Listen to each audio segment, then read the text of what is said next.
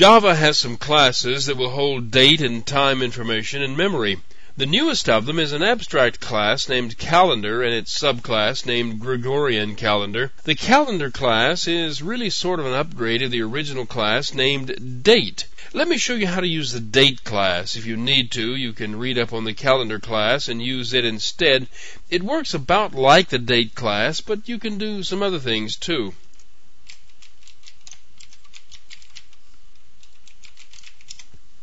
This program creates a date object containing the default of the current date and time. Now, inside the date object, the date and time value is stored as a 64-bit long value, and you can call methods and interpret this information and display the date any way you would like. In this example, a date format object is used to format the date into various forms of a text string. First, the new object is created. By default, it's initialized with the current date and time. Next, the date object is converted directly into a string. As you'll see here in a little bit, this string is based on the current time zone and current locale.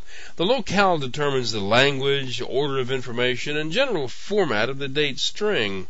In addition to the locale setting of the computer, you can also specify that you would like the date in one of the 4 internal formats.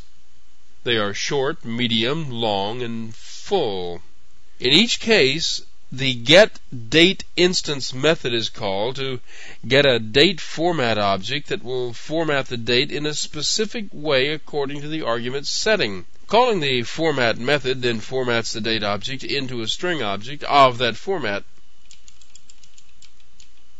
These date format objects that are returned from this getDateInstance call are formatted for another locale. There are lots of locale values as defined in the locale object. This is just some of them. There are actually more than the ones defined in the locale object, but the major ones are included for convenience. Anyway, the same date formatted in all these ways shows up like this.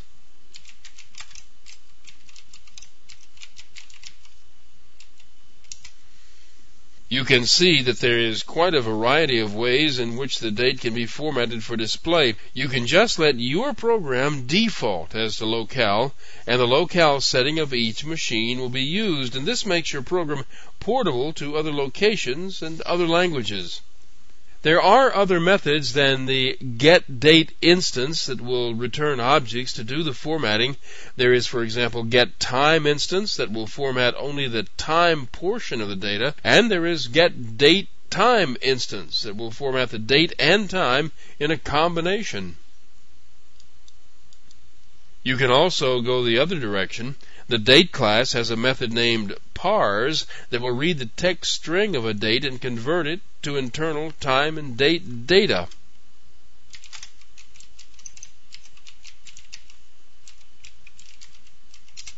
Now this program contains the date and time in a string. Now the format for the date and time this way is a bit loose. Generally speaking, if you can look at it and tell what's what, so can the software. A new date format object is gotten with a call to the static getInstance method, and the parse method of the date format object is used to scan the string and extract the values from it. This is done inside a try block because if there is an error in the input string, a parse exception is thrown. And finally, 2 lines are displayed. The first one simply shows the input string, and the second one displays the data in the date object that was read from the string.